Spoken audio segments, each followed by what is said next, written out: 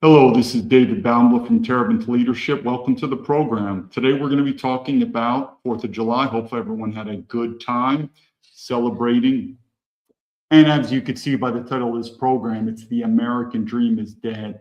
There's a lot of hoopla, especially from MAGA, saying the country's better than ever, but then you talk to the left. Always remember, though, Donald Trump, which is the leader of MAGA. I don't consider myself MAGA, like I said, but there are a lot of things I agree with MAGA. But anyway, if you listen to what Donald Trump says a lot, he says the country was dead years ago before he got elected. So the point being is this: if Donald Trump wasn't elected as president and he lost a lot, what do you think Donald Trump would be saying about America? Dead. It's going to hell in a handbasket. So within 2 years, approximately 2 years of Donald Trump's presidency, we're better than ever. So again, use the logic. The same thing when Donald Trump talked about the corrupt FBI, the corrupt government, drain the swamp. Now he's the president. He's in charge. He is the government. Now it's a different face. We're doing great, this and that. The one thing I always say is part of the American dream is dead is there's a lot we say at West Point, the rabble rousers. And I think we get this a lot from corporations where there's just a lot of deception and deceit and propaganda in media to sell products and services. And the same thing with what's happening with MAGA selling America is better than ever. Being a patriot, it's one thing to wave the American flag. I would probably say, and what have I said before? When a military draft comes, if it comes, like I said, there's other videos I talk about robotics and AI. Maybe there's going to be a time they don't need men anymore to be soldiers. That could be a dangerous time. But anyway, what if there was a military draft in America? All the MAGA people raising their flags, flying their flags, saying they love America, they're a patriot. What do you think would happen? I think no way. I think we would no way have a military draft. So again, it's the similar saying. It's easy to say, it's easy to talk, it's harder to walk. So everyone that loves America and they're a patriot, all right.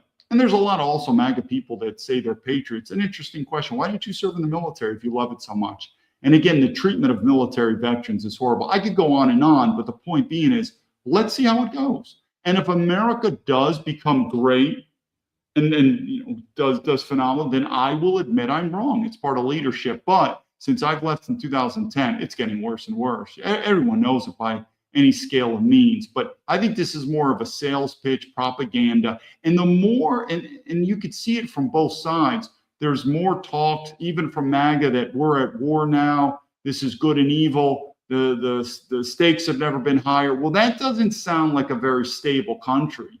If America is the best it's ever been, one rule of thumb for a successful company, a country, a family is stability. So this rhetoric, and it's happening on both sides, and I say it too, how America is going to go to collapse. It's going to go to civil war. That's not very stable. So if you don't have a stable country, that's not in a prime.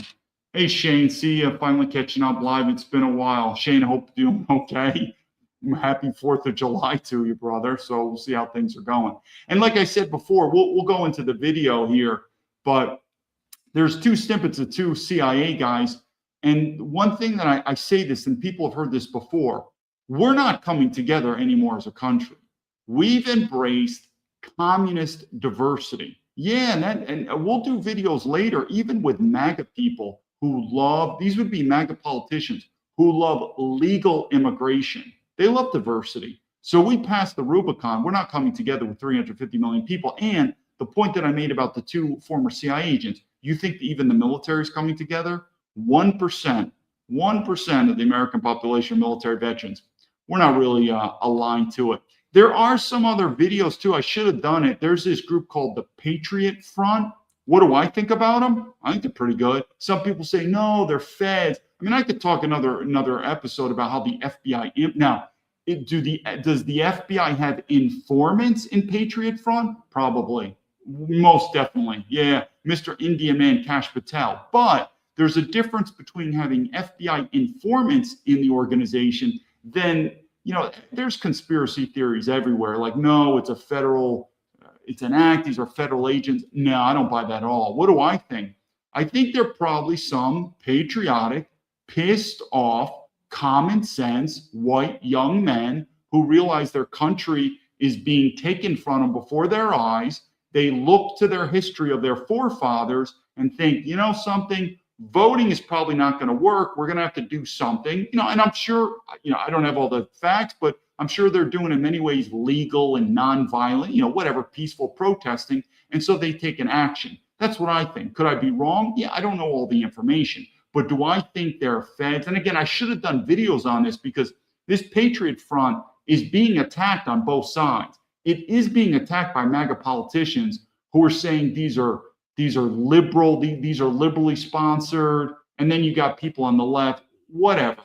I would say, by all means, go have a ball with conspiracy theories, but on face value, if you're a typical white guy in America with common sense, you don't see the country going down, and you don't see there's some type of direct or indirect attack on white men.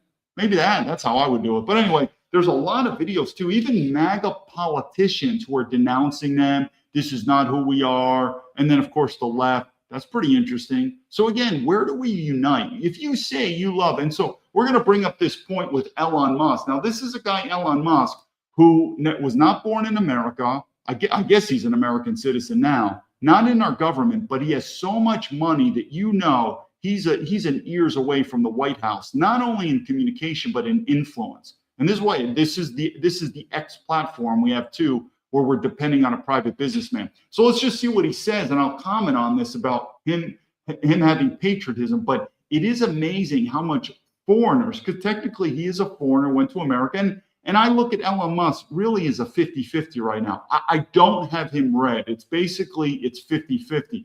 But anyone with common sense would agree this private businessman is not private anymore. He is publicly infused in our government as a private entrepreneur. And the amount of influence and coercion he's having in the United States government is amazing, to include X. X is a total political platform for mostly for Donald Trump. But anyway, let's see what he says here in terms of, so let's first see what his comment is. I thought it was interesting. So let me bring this up. This guy, Spencer Pratt, you probably know about him. What he ran for governor for California, something like that, whatever. So Elon Musk responds, he's like, it's not merely okay. Can everyone, okay, good. I just want to make sure everyone, he's like, it's not merely okay to love America. Anyone who doesn't love America is a traitor, beneath contempt. Those who don't love America, those who are disloyal should be exiled immediately. Okay, that's great. Let me go back. And then what did I say? Now, if anyone remembers, I hope everyone reads that, but I'm like, well, if you're going to love America, if you love a country, it's the citizens who you love. It's not a flag. You don't love a flag. You don't love a piece of cloth. You love what the flag stands behind. And what does it stand behind? The most important are its citizens. So you should probably love its citizens. I'd probably say if you're going to be a patriot, military veteran should probably stack right up there, even though Donald Trump and Elon Musk never served in it. And what has Elon Musk at least done to me? And I'm sure he's done with many military veterans. Not very good on that regard. So anyway, I remember, and I wrote this in my book, I had a flag when I was a child. It was in my bedroom. I thought it was a cool flag. It was an American flag with the American eagle on it with a banner, and it said, America, love it or leave it. And I get it. And I think it's a great leadership tool to use no matter what you're doing. And I say this with you're working in your job. You're not going to love your job 100%. But if you don't have passion for that job, 50% plus one, majority, you need to quit. I mean, it's never going to be perfect. It's like a country. Even cases like me, the justice system is never going to be perfect. You're always going to have injustices. But I've kept saying all the time, if I am an anomaly, it's okay. Its system goes, it works, it just is what it is. But if I'm not an anomaly, and I don't think I am, then the system's bad. So it's the same thing with your job. We're all going to complain with our job. But if you find out, if your wife or your girlfriend says, you know something, you're always complaining about your work. It's like you really hate it. It's like, do you like your work? It's like, well, I think 20% I like my job, 80% I don't. That's not good. That's not good. Whereas if the opposite, if you like your job 90%, trust me, you found a great job. If you could say 90%, but you need to at least say 50% above that you're like, and of course, if it's right on the 50%, it's a tough thing, but you get my point. It's like America. So again, why did I leave? I don't love America anymore. And you might say, what does that mean? So let's go back to what Elon Musk says. Leadership 101, you don't love a flag. A flag is a symbol. A flag represents something. It represents a country. Leadership 101, what's the most important thing? It's people. So that flag represents American citizens. So the question is, do you love American citizens? In a country that has higher and higher patriotism, then the answer is yes. I love my fellow brethren. I love my compatriots. Is that happening in America now? No. Why? Because one of the issues is military veterans should come up very high. So if you ask me, first of all, I don't know who an American citizen is anymore. Because even if you talk to MAGA who support legal immigration, it could be anyone. I mean, basically MAGA is as long as you're rich, you could come here. Or, you have skills, you could come here. And if you're on the communist, I guess you say the liberal or the left side, anyone could come here. So first of all, I don't know who an American is. Because then unless we're going to talk a spiritual, like, do you love all people on the planet? We're getting into communism now. So I think I would agree. This says, do you love all human beings on the planet? I guess so. But let's get common sense. It's the same thing. Do you love all children on the planet? You're probably going to put your children first, maybe your extended family, your cousins second, then your neighbors, and then maybe your country's children. You get what I'm saying. It's going to go in a hierarchy. So again, do you love all people on the planet? That's kind of a very generalized question. So let's go back to America. Do you love all people in America? I don't even know. No, probably not. I don't know what their values stand for, because I'm going to tell you it's becoming more corporatized. How many Americans would I say I could feel like I'm a compatriot, that I have their back and I have mine? I don't know, maybe 50 million. That's a lot of people right there. But the point is, when does the rubber meet the road? A lot of the MAGA people would disagree with me. He says, remember, I'm also a military veteran. These are the same MAGA people that said, we support military veterans. They don't. It's a lie. It's okay. Because again, I worked in corporate America, and the best thing to describe corporate America is they have their own ethics and compliance program. How would I describe American globalist corporations? Their ethics and compliance program is there should be the underlying statement that says we're going to try to do our best, meaning all the ethics of what we should do right, they will try to do that. But if it comes into contention with profits, everything's out the window. Everything's out the window. So the same thing again about the Patriots, like, we're a patriot, man. What makes you a patriot? Man, I love the American flag. I love America. I love apple pie. I love this. I love that. Okay, there's a military draft. Are you ready to get drafted and die for America? The brakes will come on. That's where the rubber meets the road. That's why I do think, I do believe the greatest generation of America are our founding fathers. I mean, even Donald Trump, I don't know if this is true, that even MAGA saying he's the best president ever. No. I would always put President George Washington as probably number one, maybe number two, but you got to give it to our founding fathers. But after that, it quite possibly it's got to be up there somewhere, World War II veterans. Not because they defeated the evil Nazis, because I don't believe in the propaganda of what happened in World War II. It doesn't matter what enemy they fought, and it doesn't necessarily matter, it does, that they won. But even if they lost, these were men that were called upon by the country to say, we have a war. Doesn't matter what war it is. Doesn't matter if you win or lose. It does. But the main point is, are you willing to die for America? And they said, I am. That's an amazing thing. It's an amazing thing. Now, would that happen? No. And I would agree with you. I think you're crazy if you're going to I think it's the right thing to do for me to join the military and die for America. And we know what's happened in the military. They're government mercenaries. So I think I've talked about enough about that. Let me talk about this spigot between these two CIA guys, and it kind of goes into that. And today's episode, like I said, what I'm going to do is I'm going to do snippets of even different countries, because what did I say? The problem that's happening in America is very similar to what's happening in Western countries. So there's going to be a snippet about Canada, same thing. There's going to be a snippet about Germany, same thing. And we're going to look at these different elements of why America's falling apart. But I'm telling you, it's going to get worse, because the one thing I have to ask to you is, if people say they're a patriot, it's an interesting question. What is a patriot? I think one of the things it probably would be is to support military veterans, which I agree. The problem with military veterans being government mercenaries, that should be a problem that's handled between military veterans. And I'm telling you, 50% of military veterans, we don't like each other. I don't like them. And I would say this, either support military veterans if you support it, or have the courage and the common sense to say, I don't support military veterans anymore. Why? because we're not fighting for American citizens. So I hope it wasn't confusing what I just said. So one is, if you're going to say you're a patriot, then either one way is you're going to support military veterans, or you're going to have the courage to say, normally I support military veterans if they serve the people. We didn't. We serve the government. We serve the corporations. So I have the courage to say, I'm not going to do it anymore. And that sort of rebellion or revolt or protest is also, it's going to open up the solution. But anyway, let's watch this clip. Pretty interesting. I'll do a caveat. One guy I know, he's from the Air Force Academy. Sounds like a plea that I would haze when I was at the academy. The other one is John Kiriakou.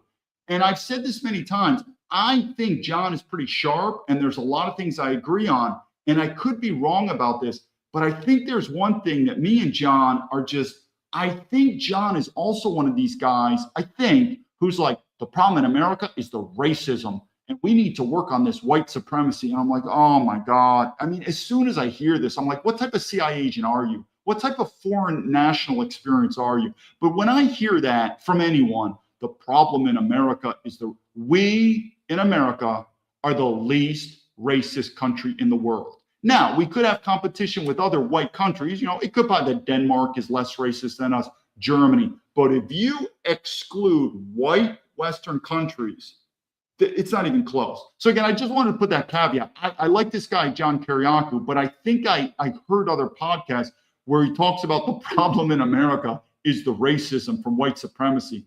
And I just was like, oh my God, John, I was really grabbing into you. Same thing with people. I'm sure they see me and they're like, I like this guy, David, but he's a Jew. I get it, but I wouldn't categorize myself in that typical Jewish characteristic. Even when I grew up, I just see a lot of this stuff very differently. So who knows? Maybe I got John wrong. Let's see the episode here. It's pretty interesting. Let's go to it. 1 second. Let me go here. Share.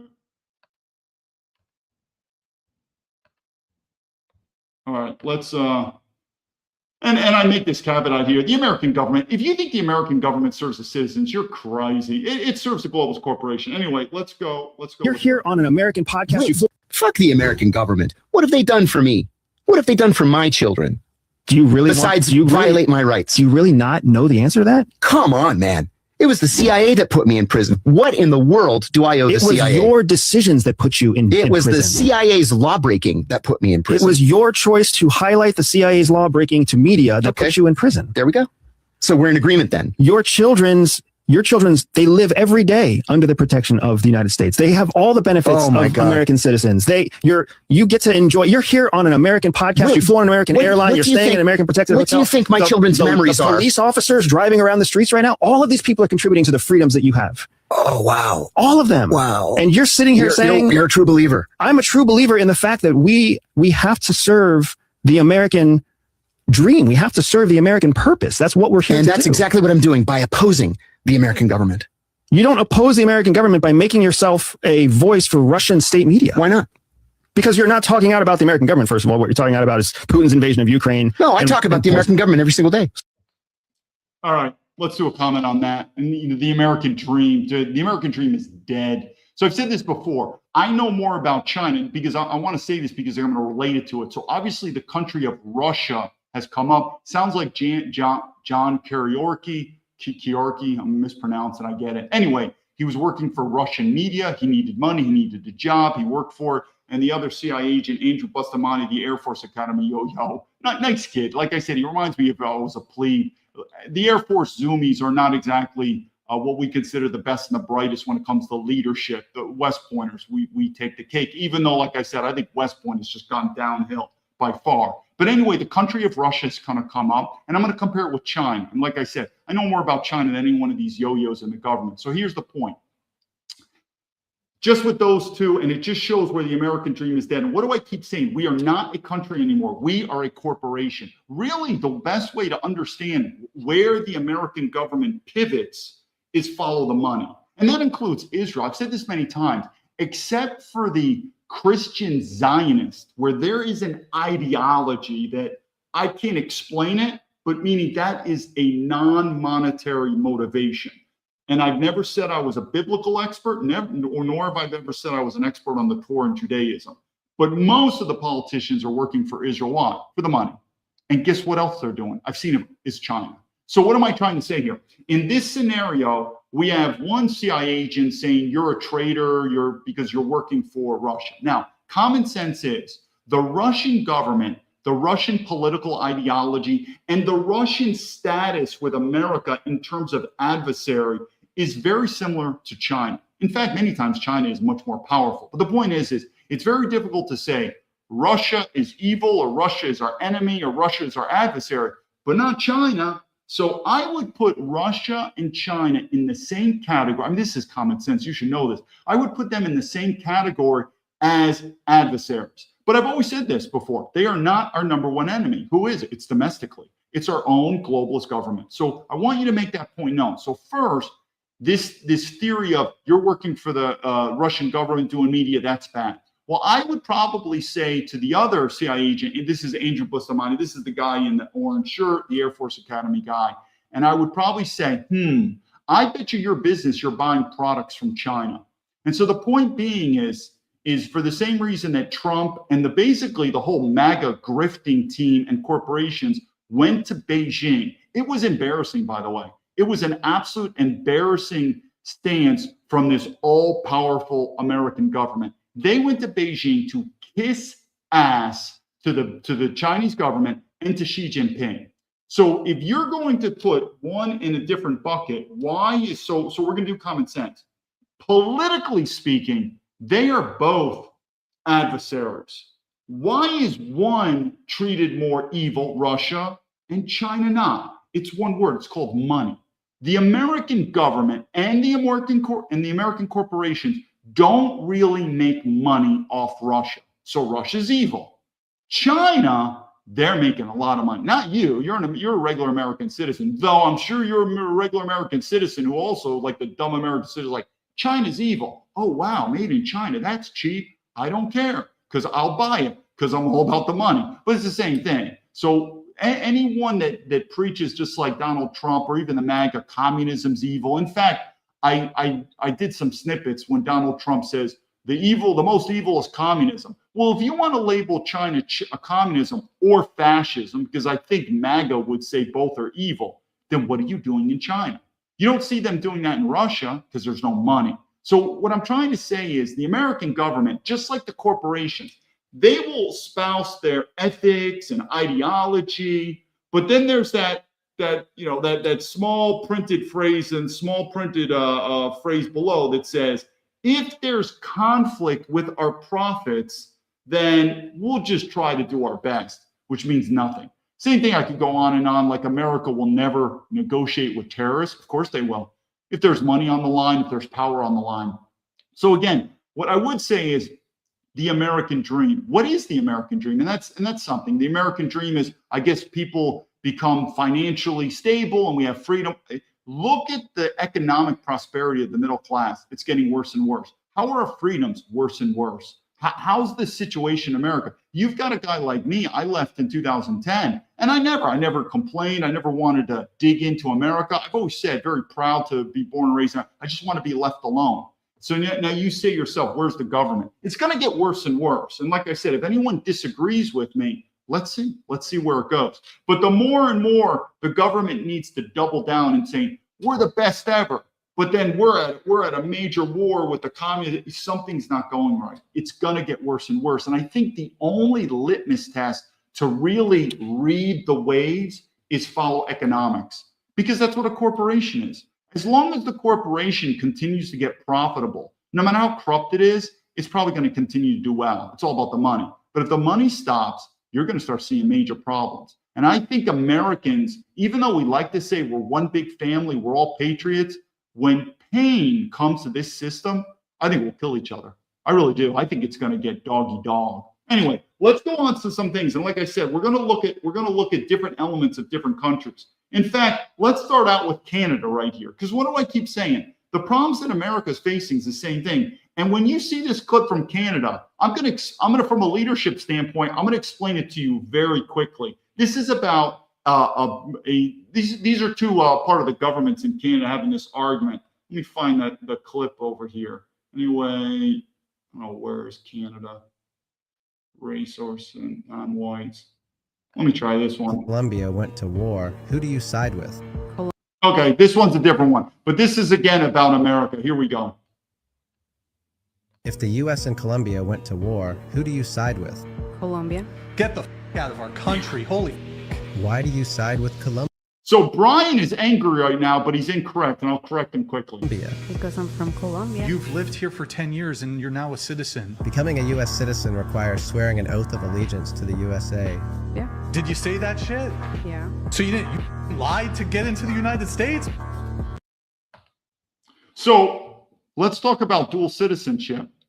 The American government allows dual citizenship. So the reason why I disagree with Brian, well, we all know it. These people are not going to be loyal. Again, this is where if there is a major war, which I think is going to come either overseas or internal, like a civil war, that's when you start seeing loyalty. We all know it. We all have fair weather friends. And when you get in trouble and when you need real help, you'll find out when your real friends are there. Again, this is common sense. Same thing with a country. You wait until hard times hit America. You're going to find out who cares about America. Very few people will. But back to the question on that is, if Americans or patriots want to avoid the situation with this woman, there should be a law in America that says if you become an American, you have to give up all citizenships that you previously have or currently have, whether it's one or maybe more. That would be something. Why does the American government want that? It's mostly for an economic thing. Once you become a U.S. citizen, you are a taxpayer forever to America, even if you go back to your country. So the point is, there's an economic, America's a corporation, but the way to solve that is, so she's from Colombia. Now, I'm not saying this is a perfect solution, but it helps. So a woman from Colombia says, I want to become an American citizen. And we could talk about what she's allowed or not, but let's just stick to the simple point. She will have to give up her Colombian citizenship or any other citizenships that she holds. So America, similar like China, China does not allow dual nationality. That's a pretty a solid common sense rule if you want to keep patriotism. But if you have a country that allows dual citizenships, I mean, you have politicians, American congresswomen and men and senators who have dual nationality. That's ridiculous. So we're not even talking about the government. We're talking about private citizens. If you want to smash that bug in the rug, you probably say, if you want to become an American citizen, America does not allow dual nationalities. You have to give up all your citizenships. Why doesn't the government want to do that? Interesting question. Why don't you ask them? It's economic in nature. Anyway, let's go on to the next video here. Every black actor that is getting A-list parts. I'm not talking about Tubi and BET Plus. Yeah. Why is every A-list black actor that is getting parts another African, British, Nigerian? Apparently, so few talented African black Americans that we have to literally import people to play a black woman in the South in the 1930s. Yo, like, is that not crazy to anybody else? Okay, so in this part, we're talking about racial on racial groups. So we're talking about African Americans versus Africans. And what is this for the bigger picture for America? Well, the one thing I learned in China too is there is this symbology that whites are racist and whites treat. What I've learned is this: white people treat racial minorities the best. So the point was, and it's true, if you are, say, a black person, if you think white people don't treat you very well, you better hope that America doesn't become Indian or Chinese, or you're done. So even though, take it down a ladder and then look at African Americans and then Africans from Africa, they don't get along. Like I've said this point, an African American, one reason why they don't want to go back to Africa is they will reluctantly admit it, that when they're in Africa, they'll say, you know something, white people in America treat me better than my own motherland of Africans. And that's all. Same thing if they were treated with Indians or Arabs or Asians. I'm telling you, it comes back. This is something awakening that we have to have in America, that the white man, and this is, I don't want to keep going back to John Kiriorki because I think he's a smart guy. And I'm like, what is this guy talking about? America is the least racist country in the world. And guess what? The white man, we're the least racist. Don't believe me? Who? It ain't Chinese people. It's an interesting question, though. Now, I'm not saying there's not racism in America, and I'm not saying white men are not racist, but on the threshold, the lowest, the lowest. If you disagree with me, name the country and name the racial group. But I'm telling you what now, it could be a little different in Eastern Europe. We're talking white men in Eastern Europe, but I'm going to stick with Western Europe and Western countries, the white man. If you look at Australia, Canada, Germany, Britain, America, white men from them, the least racist. If you disagree, then let's have a conversation. But I'm telling you, even with these racial groups, there's discrimination within there. And again, this is about the American dream. We have to go back to our forefathers. Was the American dream, because you have to give, if you're going to be a patriot, you need to respect our forefathers. Where our forefathers, think about, Thomas Jefferson, George Washington, was their dream a multiracial country?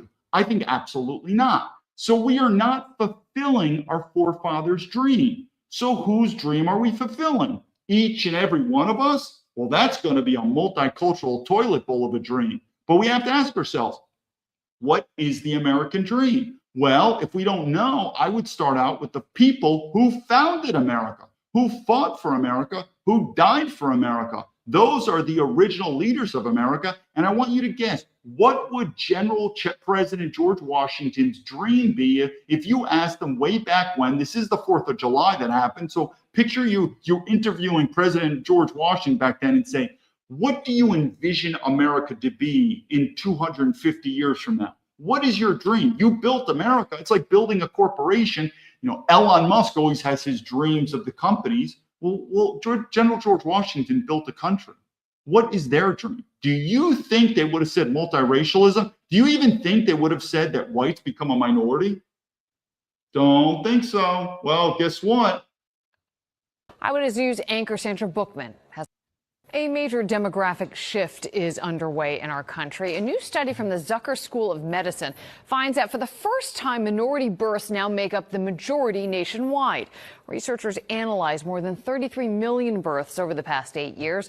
Eyewitness News anchor Sandra Bookman has a story. White births in the U.S. have fallen below 50% for the first time ever. That's among the findings in a new study published today by professors from the Zucker School of Medicine at Hofstra Northwell. One of those researchers, Dr. Amos Grunebaum, calls it a historic milestone. Minority women were now the majority. The majority of birth in the United States for the first time. The study analyzed CDC data on 33 million births in the U.S., tracking trends by the mother's race and ethnicity. It revealed white births at 49.6%, while other groups taken together, including Hispanic, Black, and Asian, made up 50.4% of all births. The analysis also offered an explanation for the shifting demographics. Among Hispanic women, they have children usually at an earlier age, and they have more children than white women have. White women usually delay childbirth. It's a known fact, and they have less children. Coupled with well-documented disparities when it comes to maternal health for minority women and children, Dr. Grunebaum says these findings aren't just statistics. He says current efforts to restrict immigration and cut Medicaid hurt the very women keeping American births alive and growing the country. If you really want to increase birth, if you want to have more babies, as this government has repeatedly said they want to, then we need to address these issues. Sandra Bookman, Channel 7, Eyewitness News. So again, is that the dream? Think about it. When you think about a dreamer, it's a very leadership terminology. You think in the strategic projection of your company, your business, your country. So what is the dream? So is the dream that whites are going to be a minority? Because the point is we have to have these, and don't fool yourself. If you talk to MAGA are very, as long as there's money, they don't care. Meaning, as long as the immigrants coming in pay their taxes, they're smart, they're rich. They also, the official stance of MAGA is, as long as the immigrants legally come to America, they're okay with it. And a lot of the dictation of legality is, can they add value to America economically? So even from MAGA standpoint, they don't care that if whites become a minority, because even MAGA says it's just the color of our skin, man. That's all we are. We're Americans. And they love to quote, and again, we're emphasizing MAGA because we know where the Democrats are too. These people are nuts. Illegal immigration. They love the browning. So I want to focus on MAGA people because they're like, we're conservatives, we're traditionalists, we're patriots. No, you're not. I mean, most people like me, I'm a nationalist. I look at MAGA as liberals. They're very liberal. So the point is, again, is it a dream that America becomes a white minority? Well, if that's a dream, how far do we get? Is it a dream that whites become 40%? Well, if that's good, how about 30%? That's even better. 20, like where does it go? Because I could tell you something, one of the ways that China has survived, and they're very proud of their long civilization, some of it can go back to 5,000 years, because they connect the Chinese ethnicity to China. I mean, have you ever met someone that says, hi, I'm Chinese from China, and they're not Chinese? Good luck, almost impossible. But for us in America, now that wasn't with our founding fathers, but now, because we are liberal, we're communists in America, we think that race does not matter. In fact, MAGA believes that race, it doesn't even exist. Gender, they'll fight very hard. They say gender is real, and if you don't believe gender is real, you're a libtard. But when it comes to race, that's okay. That's metaphysical. It's made up. It's just the color of our skin. So it's an interesting question. What is the American dream when it comes to demographics? These are reasonable questions to ask. And I can tell you, both sides of the politics, they don't want to answer it. They don't. Maybe the liberals will say it doesn't matter, and we need to become more multiracial. MAGA knows it's a tight spot, so they'll just double down and say, well, as long as they legally came to America, it's all legally, and which basically means as long as they are an economic plus to America, MAGA loves them. Because guess what? MAGA are the corporations too. They love money. Don't think so? Look at Donald Trump. Donald Trump, and again, there's a lot of things I like about him, but he could quite possibly go down as the most corrupt president in the history of America in terms of insider trading, financial coercion and nepotism, and you name it. I think the amount of profits that him, his family, and cohorts are making that would be unethical, insider trading, could go down in history. So these people are the corporations themselves, and they are pro-legal immigration as long as it's an economic plus. All right, we'll see where that comes. But anyway, let's go with this one right here. Let me just make sure we have this, and I'll explain it. Forced labor and okay, so what I want to do is, this is about Canada. Let me come up here. This is about Canada. And Canada's done. I mean, if you guys are, I always say this, the good thing is if you're an American white man and you think you're a cock, and I can tell you there's a lot of, and we're going to get to a video on it, the weakness of the American man is horrible. The good thing is if you're an American man and you go to Canada, you go to Australia, you go to Western Europe, you'll feel in many ways like Conan the Barbarian. It's horrible. I think Canada is just done for it because their white population is just slipping tremendously, and they have all these socialism rules of against freedom of speech. It's very difficult for white Canadian men to stand up. But we don't even have to go into the details of this conversation in Canada. We'll listen to it. And I'm going to summarize it in leadership very quick. So again, this isn't Canada. These would be, they're considered the parliament having a talk about China. You claim about forced labor in Shenzhen. Have you witnessed this yourself? Have you been there ever? I've been to China. So I want to emphasize this. This is the quick leadership lesson. You have a Chinese, I could care less if he's a Canadian citizen, Chinese, and you have a woman, a white woman it is. Emphasize that. Trust me, if you're going to survive in the next coming decades, identity politics, you either adopt it or die. It's the same thing in nationalism. So as you can tell by my tone, identity politics is real and it is what it is. So there's a white woman and there's a Chinese person. And these are the leaders of Canada. Many times. Have you witnessed since forced labor in 1979? Have you witnessed forced, just a short answer. Have you witnessed forced labor in Shenzhen? Yes or no? So did you get that I from work closely with hearsay? Human Rights Watch, where researchers did witness it. To challenge a witness on forced labor in China. Do you believe there's forced labor in China? You do? Is that a yes, Mr. Ma? Sorry, I'm late for a meeting. Yes, but can you please explain your comments at the Industry Committee? I have no comment at this time. The Conservatives are making it seem like you don't care about forced labor in China or you don't believe in it. What do you think of that? Well, they like to exaggerate always. Was it really an exaggeration? Do you believe there is forced labor in China? I believe there are forced laborers all over the world. What about China specifically? Well, all over the world. But China specifically? Sorry, I need to run. Michael Ma was questioning a witness who is against Canada accepting Chinese electric vehicles. We don't even have to go into it. So what's the point of that? We have a Chinese Canadian politician, and he's China first. Again, I don't care what your citizenship is. He's Chinese. He'll put China first. And then we have a white woman. She's more concerned with, and I do have a little bit of bleeding heart for forced children labor, whatever you want to call it. But she's more concerned with forced labor in foreign countries. And I'm sure she's a feminist, and she's all about women's rights. So what's the point? Here you are as a Canadian white man sitting back, looking at how small your dick has become, thinking, how the hell did I allow Chinese immigrants to be my leader and women to be my leader? Well, that's it. Because again, I say this in America, this is something MAGA's not going to say, but this is nationalism. One of the worst things that white men ever did in America was allow white women to vote. The point is, it'll spiral down. There's no fix to this. But the point is, if you're living in a Western country and you see who are your leaders, and your leaders are women, could care less if they're white women, and all these racial minorities, if you think whatever adjective you want to describe me as negative, but if you think that formula is for success and it continues to snowball its way, have fun with that. Let's see how it is. Because I can tell you something, in China, who's in charge of China? All Chinese men. It's basically China. It's like 99% plus Chinese men. What do you think? What do I think about that formula? Tried and true, traditional formula, tried and true. Well, if you disagree with me, who do you think General George Washington would agree with? Would they agree with you or would they agree with me? I think General George Washington would say, probably let's keep white men in charge of America.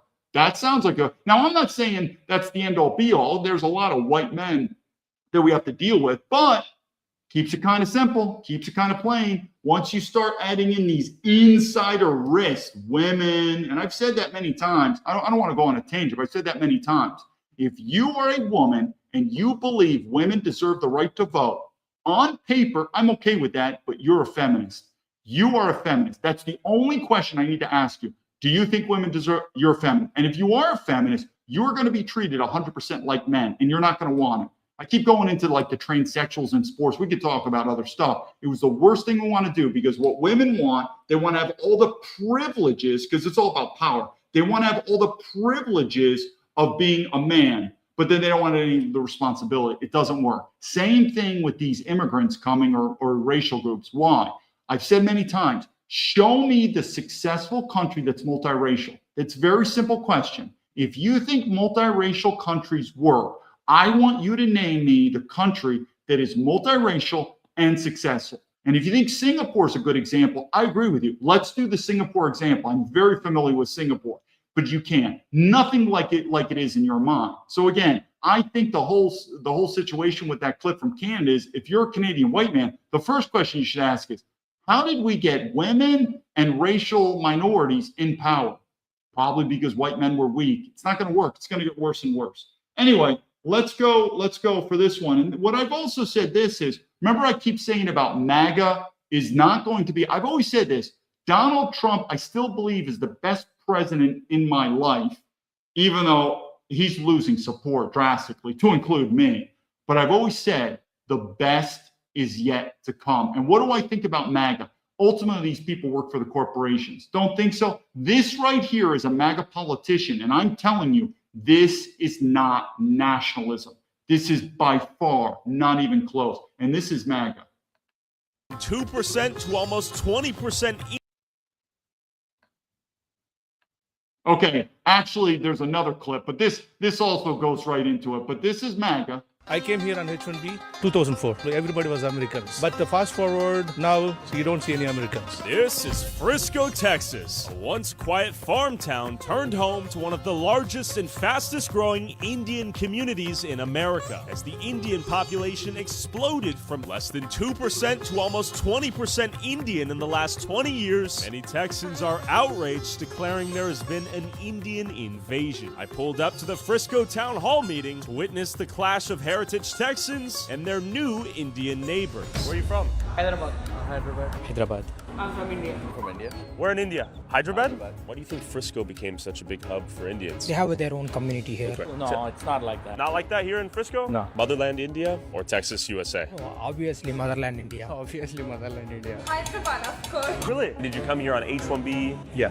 I'm on H-1B. H-1B? Yeah. You're H-1B? Yeah. Working here at 7-Eleven? Yeah. We need more or less H-1B people here? We need a lot less. I have 2 master's degrees. I was making over $100,000 a year. They said, you're too expensive, we're going to hire Indians. If residents don't wake up, you could eventually have an entire Indian city council here because they're showing up to the voting polls and they're getting their people in. If we give this up, we're doomed. The devil would say, well, you're racist. That's racist. According to the devil's dictionary definition of the term, I am racist. I came here on H-1B. When did you come? 2004. I was only one Indian in entire my team. Everybody was Americans. But fast forward, now if you go to my work any other places, you don't see any Americans. I got laid off 20 years ago. I worked in IT. I have 2 master's degrees. And how much do you think they pay the H-1B replacement? Well, at the time, 20 years ago, they paid him probably half what I make. I haven't been able to find a job in IT since, and it's really sad. My name is Shri. My name is Inba. My name is Ardav. My name is Siddharth. Hi, my name is Griti. This is insurrection. This is the overthrow of the United States government. Why are people with multiple H-1B companies registered to one address donating to Frisco's first Indian mayor? If these were truly high-skilled Germans or Poles, we'd welcome the net positive. I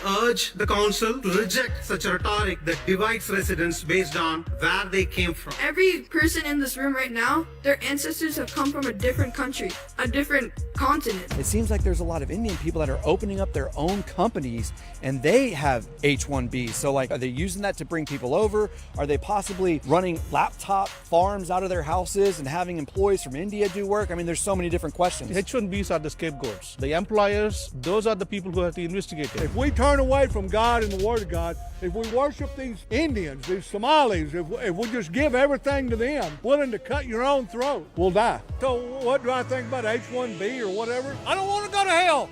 I do not want to go to hell. If anyone disagrees with me about MAGA not being full supporters of legal immigration, we're talking economic, from countries like India, me with having an intimate connection with the FBI, who is the brand new FBI director, been in place? An Indian man. And most MAGA people would immediately counter me, say, don't be racist. Kash Patel, it's all about competence. It's all about character. No, asshole. I don't care what Kash Patel's citizenship is, even though he should have never became American citizen. I never would have gotten it. You don't have a non-European, and not let alone citizen, but let alone the FBI director. Think I'm wrong? J. Edgar Hoover would only allow white men into the FBI. That was it, white men. And people are like, well, that's racist, and we're glad we changed. Then let's see how this goes. But the same thing, like I said, that video that I said that I just showed you right there about the Indians, the H1, do you think it's good? MAGA backs it. If the president of the United States literally picks one of the most powerful positions in the entire government, the director of the FBI, and he says, I want an Indian American. But President Trump, he's Indian. He's not a white American. Race doesn't matter. Well, there you go. It's the same thing. This happens. But I'm telling you, these MAGA corporations, don't think so? Now let's look at this video. Working and retired American. Every working and retired American should be entitled to health care. Would you sign on or write up a bill for Medicare for all? We've got Medicare now. We can start rolling back the age 5, 10 years at a time. Would you support that? We can't afford that. Yes, you can.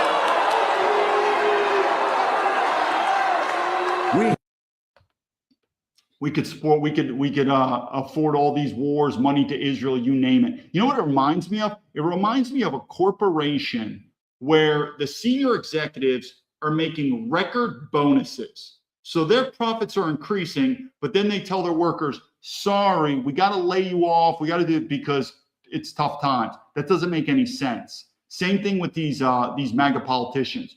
We are tired in Americans of our tax money being sent overseas, particularly with war. That's one of the most expensive areas where tax money is sent overseas, but there's many others. And I do think Trump is definitely dialed down on some of them, like the USAID. But it all comes to the same formula. Americans are tired of their American tax money being sent overseas, and yet at the same time, you're saying we can't afford in America. Or at the same time, you're seeing politicians, you're seeing the corporations make record profit. These politicians, to include Trump, Trump is probably going to be, Trump talks about Nancy Pelosi, insider trading, record profits. I think Donald Trump could come out as the presidency with record profits as the president. So in terms of nationalism, that doesn't abide. We have, I say again, our tax money continues to be sent overseas. So obviously we have the money to be sending on these wars, on all these aid programs, even with Ukraine, all this stuff, but we can't spend that money home. And then second, the corporations are making record profits. The politicians with inside are making record profits. President Trump is making record profits. That is not leadership. You have the money. It is time for a basic necessity. This is part of nationalism. This is not some joke about capitalism.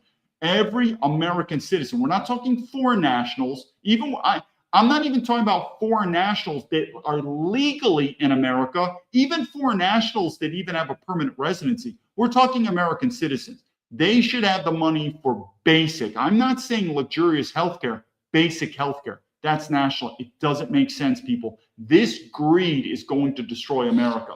Let's go on to this. Remember we had this video about Canada? Well, this is about Germany. And even the Germans, this topic about race and oh, by the way, this is the AfD party. So in case you know about Germany, the AfD is like MAGA. These would be considered the far-right Nazis. And even these statements about demographics, look what cucks they are to answer this question. How many Muslims in Germany? From today, I don't know what's going on up there. It's a very simple question. Are you thinking of the political? Are you worried what your base is going to say? Do you think there are too many Muslims in Germany? If I would now get the answer, can we take young people from Tehran to Germany who are formerly Muslim? I understand you're yes, a politician, but and you answer a question with a question, but I will ask it again. I don't want to. Do you think there are too many Muslims in Germany? Which kind of Muslims? You tell me. I mean, do you not see he's dancing around that? Are there too many Muslims in Germany? Well, I would first say that Germany is a Christian country. Germany, like Europe, like America, is a Christian country. So I don't mind if there's Muslims, we can answer. But first, there is only one religion that's officially recognized. This would be with tax money. This would be with discrimination. Like there could be a law that says you cannot discriminate against Christianity. Other religions, sorry, you're on your own. So that's the first thing is I'd say, first, let's make it clear. Germany is. Now, again, you have to let the Germans answer this question, but this could be something where America comes in, where America is a Christian country and Christianity is legally protected. Sorry, I don't have a problem with you being a Muslim. We'll get into that, or even being a Jew studying Judaism, but it's not legally protected. There's only one religion legally protected. So do I have a problem with too many Muslims? I don't know. I mean, there could be white people that are Muslims, but the main issue that I would have is Germany is a European country, and the majority of the population must be European. Now, could you be a white guy and you want to study Islam? I guess so. Could you be a white guy and you want to be a Buddhist or I don't know a Hindu? I guess so, but it's not going to be legally protected, meaning it's going to be done in your private life. If you want to build a mosque, it's done with your private money, and there's no legal protection. There's no tax-free nothing. There's only one legally protected religion in this country. It's called Christianity. And then the second is you cannot have a European country. And yes, America used to be a European country. We're not anymore. Okay, then let's have a dialogue. What are we?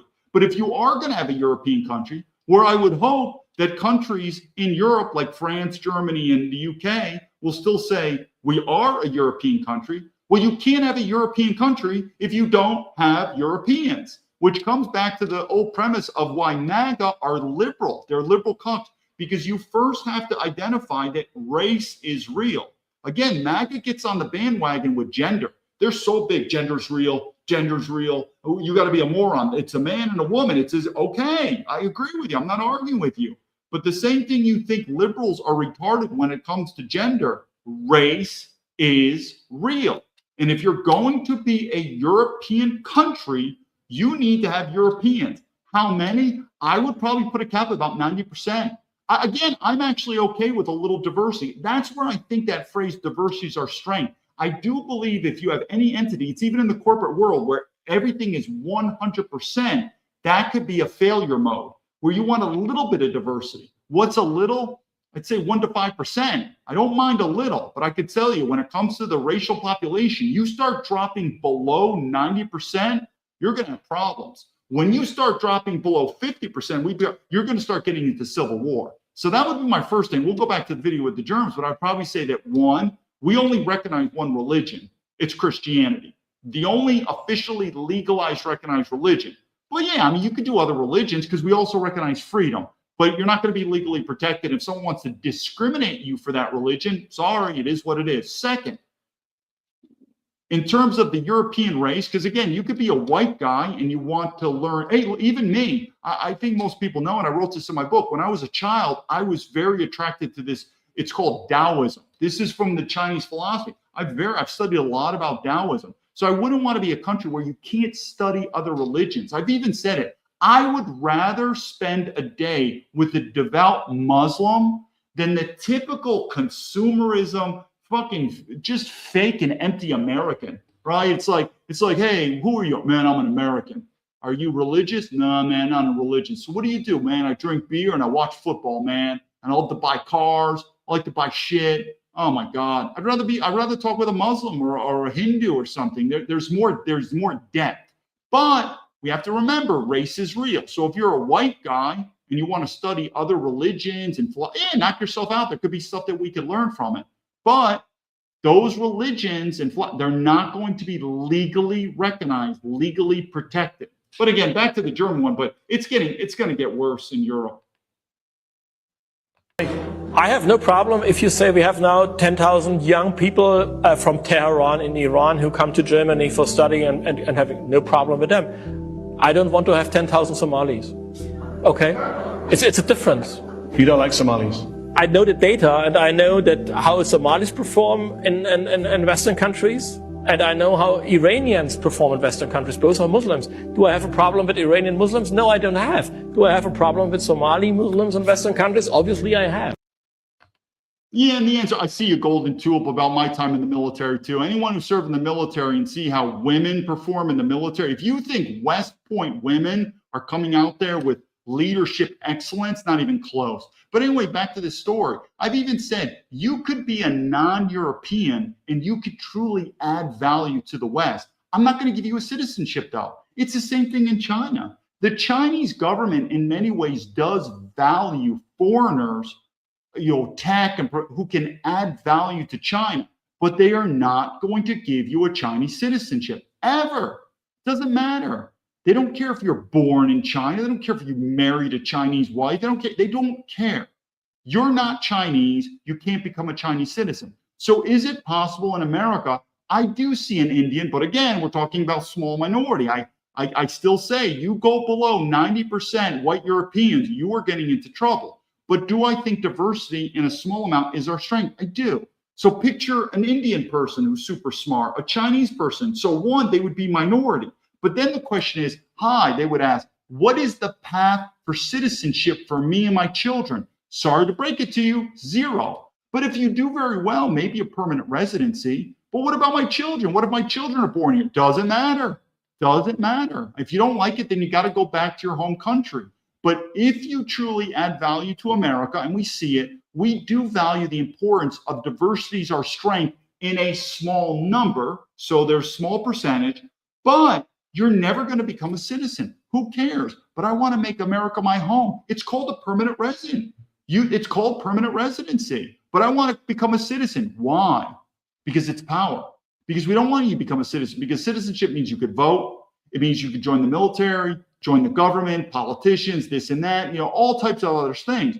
But a permanent residency, in many ways, shape, or form, you can make it your home in America, but you cannot become a citizen. What about my children? Sorry, them too. Can't do it. So again, it's something how we have to, I don't think any of this is going to happen until the situation is going to get worse. It's going to probably get worse, though, as American white people become more and more of a racial mind. I'm telling you, I keep saying I am the canary in the coal mine with many things in China. Remember I talked about the corporations? I'm also the canary in the coal mine. I know what life is like as a racial minority. And I'm telling you, a lot of these white cucks now are probably watching saying, I don't agree with what he's saying. This guy's too much of a racist. Give it time. I'm telling you. It may be your children's generation, but once you, as a white person in America, man or woman, become more and more of a racial minority, your world is going to change radically, like you've never seen it before. And the first thing you're going to say is, I'm not into this bullshit that's being talked about on the left and the right. Race is real. That's the first thing you're going to, race is real. We don't have to get into who's better or who's not. I think that's a topic. It's not for me. I don't even like to talk about it. All we're saying is we're different. That's all we're saying. Indians and Chinese and Africans. I'm not saying better. We are just different. And if you cannot agree that we're different, that means you don't believe race is real. And that's the same thing you're talking to one of these liberals who say gender is not real. Yeah, good luck on that. So we're going to do two quick videos. We're going to end. This is what I've always said. If you really want to know where the momentum is going in America, predict where is the money going. Because there's a lot of these rich elites in America that are influencers that say one thing and do another. Like, I love America, man. This is the best. It's all working out. And they're getting their plan B ready while you don't even know it. Trade and are making the biggest changes to their portfolios in years. And many are moving out of the U.S. and out of the U.S. dollar. 60% plan to change their allocations. That's about twice the levels of the past 5 years. That's according to the new UBS Global Family Office report. Now, nearly half of family offices say they are overexposed to the dollar, and 2/3 expect confidence in the dollar to decline. The only region in the world that family offices plan to reduce this year is North America. Advisors saying this is not a sell America trade, but more about true global diversification. All the other family offices around the world are now diversifying out of the dollar-denominated securities, out of the U.S. a little bit. Still over 50% invest in the U.S., but looking at different regions, currencies, and booking centers. And the new catchphrase in family offices is jurisdictional diversification. That's spreading your money over a broader array of countries, tax regimes, and legal systems. At a time of geopolitical uncertainty, geopolitics, not surprisingly, is now the #1 worry among global family offices. That's followed by global trade and inflation.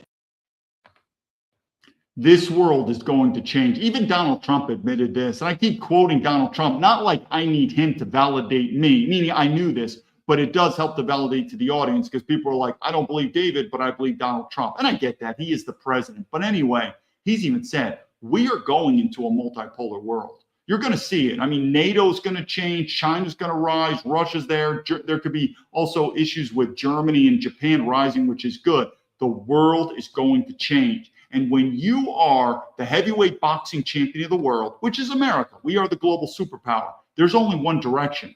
We're going down because the world is the equilibrium. There are going to be other countries that rise. It could be potentially where Europe will rise. I think Europe, it's going to get worse before they come up. But again, when you're #1 on the block, America, and things are going to change, there's only one direction. We are going down. Now, I've never predicted it could happen. But I've never predicted that America will go into this rumble, this crumbling of dust and this rubble of a fallen empire. But it's the same thing with the Soviet Union collapse. The Soviet Union went from a global superpower into Russia, which Russia is still a legitimate regional power. That's what's going to happen to America at a minimum. So America is going to go from the global superpower. And I still think it's possible that America just gets a demotion, that it's still there, but it ain't the global power anymore, but it's still a legitimate regional power. That, I think, is the minimum what's going to happen. But it could get worse. And there's a difference between when the Soviet Union collapsed and America, very different, because America is going to split from within, which could get really dangerous. So what's that mean? We'll follow the money. People are already looking geopolitics. And what are geopolitics? When President Nixon took the US dollar, the fiat currency, off gold, it was a major mistake. But the reason why it's held up is the US dollar now what is it backed by? People say, well, it's backed by faith. I get that. A lot of things are faith, Bitcoin, people with faith, but it's more tangible than you think. When the US dollar was taking off the gold, it is still backed by something more than faith. And this is where people, you get it or you don't. It's backed by the United States military, the United States Marine Corps, Army Rangers, Navy SEALs, West Point, go on and on. Why? Because people still look at America as if you fuck with America, we are going to blow you up. We will defend our countries, our regions. That US dollar is backed by the US military. That's the big issue with Taiwan. And I don't believe we should get involved. But the problem is, if we don't defend Taiwan, and I don't believe we should, because this empire is going to go down either way. But once countries realize that our military, and it is getting worse, and if people are like, no, wait, David, I want our military even better. Okay, well, it's going to talk more money. You see, it's a spiraling circle, because if you want a big, strong military, then the American government's going to need to print more dollars. It's expensive. But once the world realizes that America is not going to be able to back up that US dollar, back up their treaties, back up their foreign policy with what? With tanks, aircraft carriers, jets, you name it, Marines on the ground, then guess what? That dollar's over. Now, I don't believe that the dollar is going to absolutely be nothing. It's still the world reserve currency, but it is dropping, because when it's not backed by anything legitimate like gold, what's going to happen? Now, there could be something, and this is not a crypto channel, this is not a finance channel, but I still believe if you're an investing person, gold, and I still believe crypto, but in a different way. We don't have time to do it. And again, this is not a Bitcoin channel, but this is where Donald Trump could sort of save the dollar, where it's going to go digitalized and backed by gold. Guess what he's doing? You don't think Donald Trump looks up to China? I mean, the guy went to Xi Jinping, kissing his ass. I see it all the time in China, American court kissing China's ass. So what did the BRICS do? They have a unit-backed currency, and that currency is backed, I think I'm getting wrong here. I think it's 40% by gold. That unit currency of the BRICS is backed 40% by gold. You don't think Donald Trump is going to do something like that? I believe he's probably going to do a type of crypto digital currency, and it's also going to be backed by gold. That could be a savior. We'll see where it goes. But either way, we all know that this system continues to go, that dollar is going to get worse and worse and worse. And it's happening. So finally, we're going to do the final video, and people say, how do we change the system? It's the same thing on my very first video that I said. And what does it come to? When you have weak men, particularly weak white men, it's over. But I do believe that the younger generation of white men are looking at older generations of white men, the boomers, the Generation X, and we fucked this country up. Why? Because we're weak. We're weak men. And I do think the younger generation of white men say, I'm not going to be a cuck like these guys. So I do think there's hope in the younger generations of white men that are not going to buy into this stuff. They're not going to buy into this World War II rhetoric. They're not going to buy into Israel. They're not going to buy into this black guilt, Black Lives Matter. And you're going to start seeing white men that start looking at women differently. They're going to look at racial minorities differently. And they're going to start looking at immigrants differently. And guess who also had that? Our founding fathers. And maybe that. But I think my generation, Generation X, and the boom, it's over, people. We screwed this up. So looking, if you're a younger white man, the mantle of leadership is going to be on you, because I can tell you, my generation fucked this up. They fucked this up with selfish, weak greed. Selfish, weak greed. Just follow the money. And we've turned into a corporation, and it ain't going to last. But anyway, here's some advice to what I think is the problem in America.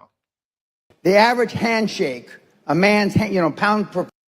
Think about the world in 20, 25 years from now. It's going to be hard. It's going to be hard. What can we do to save it? Get away from political correctness. I'll answer it in a different way. In 1986, the average handshake, a man's pound per pressure handshake, was 118 pounds. A woman's handshake was 96 pounds. Everybody understand what I'm saying? The pressure, when you shake hands? That was 1986. In 2016, the man's pressure has gone from 118 to 96, and the woman's has gone from 96 to 108.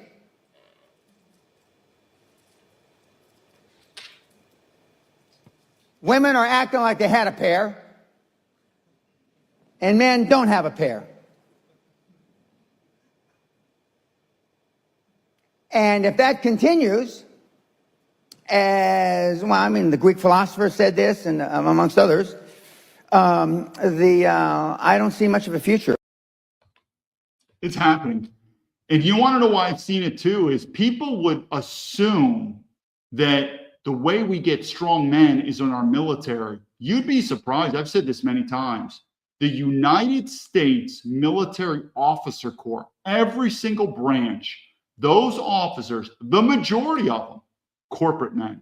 And I said this before Donald Trump got reelected. And what has Donald Trump said? He even put it in there. You know, this is the whole Pete Hegseth. Even though I don't think they're gonna succeed. I think their objectives are wrong. But they definitely agree that our military is weak. And so the point is, if you have weak military officers, what does that say about the average U.S. man, right? And even though, like I said, I think the smart American men right now are like, screw the military. I'm not going to fight for this Israeli communist military. I'd rather, join a state militia. You probably get farther. So even using the phrase of the military is big, tough man, I think that's outdated right now.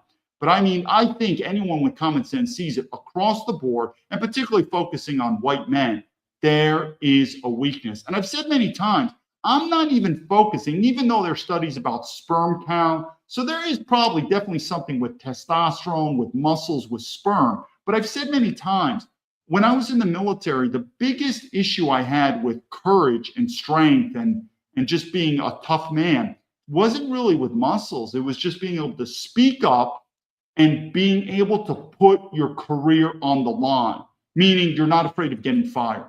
And I think that is the biggest fear that white men have right now. It's not using your muscles, even though, like I said, I do think there is a problem with testosterone in America. It's just being able to speak up for yourself. It's like almost white men are like, whatever I do, I just don't want to be a racist, whatever that means these days. Like even there's stuff on Tucker Carlson, which I like him. Tucker Carlson's getting better and better. And then he just goes to shit all of a sudden. He talks about, well, I don't look at race. It's just, what's the content of your career? Well, what's going on? It's like, you could see it so much because living in China, these people are some of the most racist people I've ever seen. That's not an insult, by the way. It just is what it is. In fact, it could be a compliment to the Chinese.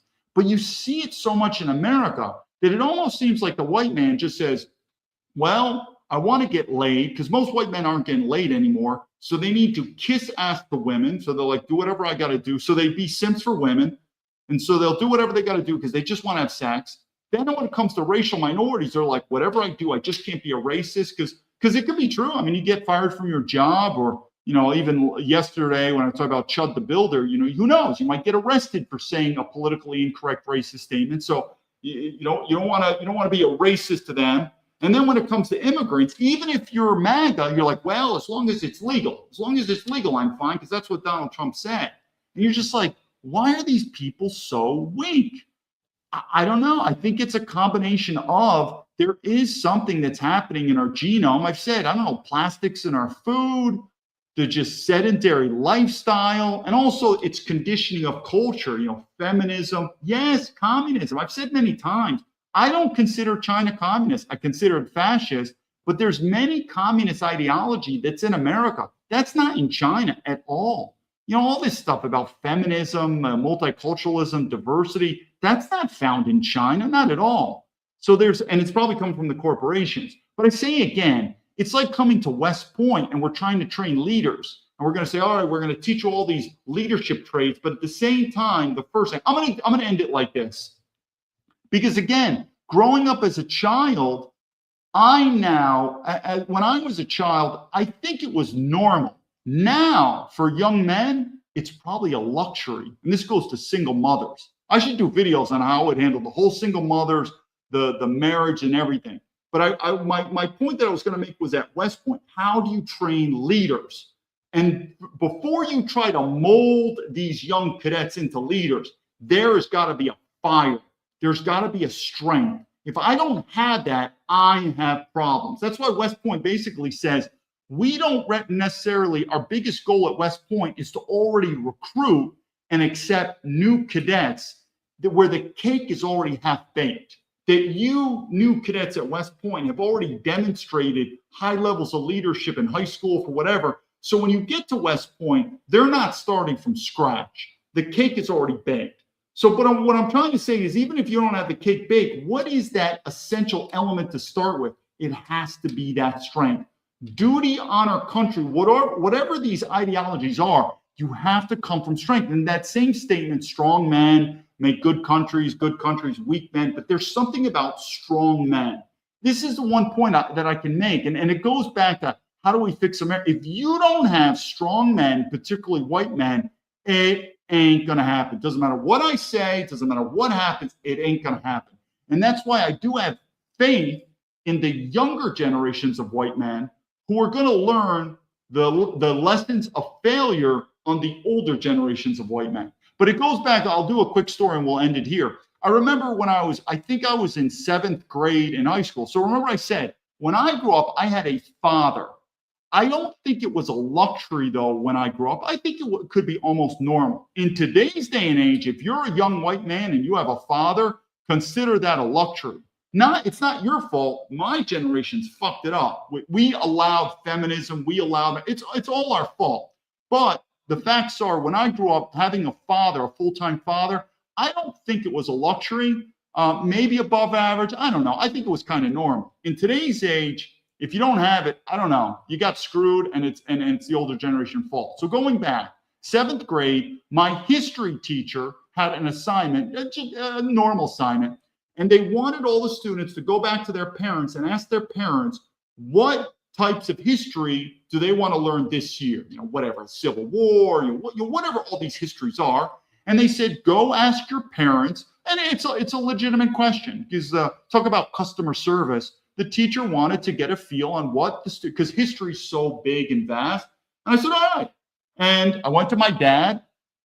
He's busy a lot of times working. He usually talk to my mom, but my dad was always there when I need him. But other than that, he's a busy man. But I said, hey, Dad, my history teacher, I think this was 7th grade. He wanted me to ask you, what do you want me to learn about history? American history, foreign history, what do you want me to learn this year in history? And I had a pen and paper and I want to write it down. I'm going to give it to him. He's like, I want you to learn confidence. That's what he told me. And I was like, that this is history class. Maybe you misunderstood the question. The history teacher wants me to ask you what history. I want you to learn confidence. And I was like, I can't tell him confidence. He goes, don't make me tell you again. And my father had a violent streak, like most men with high testosterone, they do. And I'm like, okay, I guess I get it. And the point being, it goes back to, if we are not teaching young men a sense of self-confidence, which is a backbone of leadership, then it doesn't really matter about history, mathematics. And I'm telling you, if you don't have strong men, you don't have morality. You are not going to have morality, because sooner or later, your morality is going to push up with legality. And most people, and I'm telling you, same thing in the FBI, these FBI agents will do whatever they have to do to keep their paycheck and their pension under Mr. Indian Cash Patel. You have to have strong men before you have strong morality, because that strong morality needs to be in a place where it could overcome legality, because it's dangerous. If you do things that are illegal, or even maybe not even illegal, but you break the rules, you do this, you have to have a strong sense. But if you are raising weak men, do you really think these weak men are going to do anything outside basic survival? Paycheck, pension. I just don't want to get in trouble. I don't want to go to jail. I just want to do what I'm told. I just need a job. I just want to be a good little boy. And that's what it happens. And when you have that good little boy status, that's what men are. Men today act like they're boys. They act like absolute fucking boys. The way women treat men in America, it's absolutely insulting. You're used to it now. You're like, I don't know what you're talking about, David. That seems normal. No, it's absolutely pathetic. How women treat white men in society, it's pathetic. How immigrants are just walking over. Why? And women always get angered, like, where are the strong men? Where are the heroes? Why aren't men defending us? And these are the same women. Do you think women deserve the right to vote? Absolutely. Women deserve it. So you're a feminist. you're part of the fucking problem. It's just part of the problem. You can't have extremely strong men and even stronger women. It doesn't really work. Most relationships, you want the man strong, and women have their own strength. We get it. Being a mother takes strength. Going through childbirth, we get strength. But let's just say leadership. You can't have two leaders in the family. The man's the leader, and the woman is what? The follower. I know women don't like to hear that, but you can't say, well, he leads, and I lead, and he leads, and I lead, that's called the divorce. It's not going to work. The man is going to be the leader, and you as the woman need to say, I am the follower. If you don't like that, then I don't know, find a man that you want to follow or be happy being a single mother. But the point is, these women complain, where are the heroes? Where are the strong men? Why aren't they there? Well, do you believe that women deserve the right to vote? Yeah, well, then you're part of the problem. And if you're a man who also thinks women deserve the right to vote, well, then you're a feminist too. And there you go. And all this stuff goes down. And I keep going back to leadership, and that was about the final video. Without strong men, I mean, you don't think our founding fathers were strong men? Again, I would put the most amount of honor when you ask me who is the most prestigious leaders in America. Is it Teddy Roosevelt? Is it Abraham Lincoln? I still would probably default to the people who founded America, our founding fathers, who, remember, they fought a war. They were all criminals. They were all traitors. If they would have lost the Revolutionary War, they would have been hung as traitors. What do I say? Politics, leadership, it's a dangerous sport. It's not now. Women want to be politicians, minorities because it's fun. You make a lot of money, insider trading. You don't do much work. It's bullshit. Back then, the founding fathers said, we are going to form a new country. How are we going to do this? Well, we're probably going to have to use guns and ammo. But if we do that, we're going to be labeled as traitors, as criminals. If we lose, we're going to be hung. Leadership and risk goes hand in hand. They were risk takers. Because luckily they won, and we honor them as heroes. If they would have lost, history books, they would have either been unknown or they would have been demonized throughout history. Leadership is a very dangerous path. That's why leadership is not studied, and it's not being taught at West Point either. But anyway, we could go on to it. I want to leave it at there, and I want to go back to the big thing about the American dream, 4th of July, and you ask yourself, and if you think the American dream is real, well, then enjoy it. Or do you think, well, I think the American dream, it'll happen in a couple more years. It'll happen in 20 more. I mean, we've been around for 250 years. So did it happen or not? And if it did, well, then celebrate. It's enjoy America.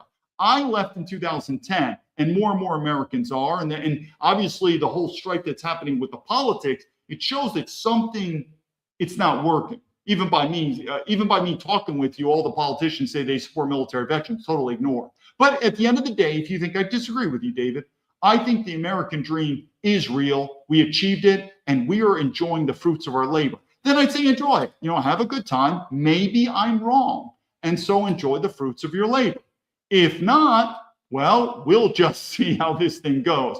But in the meantime, all you're hearing is all the propaganda. America this, support military of MAGA. We'll at least say MAGA, support military vet. And I can tell you from my case, it's absolutely not true. The politicians know exactly who I am. And I have one question. Why am I on the FBI terrorist watch list? Mr. Indian man, Kash Patel, knows exactly who I am. And if he doesn't, he's not a very competent person. So again, from my specific spot, it's not working. But I could be an anomaly. And I've said this many times. No country's perfect. There's always going to be a small portion of injustice.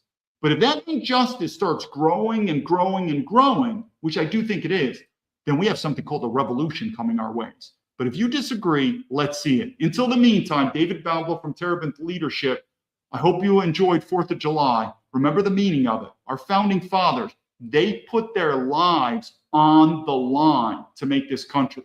So when you're waving a flag and saying, I love America, just remember about leadership.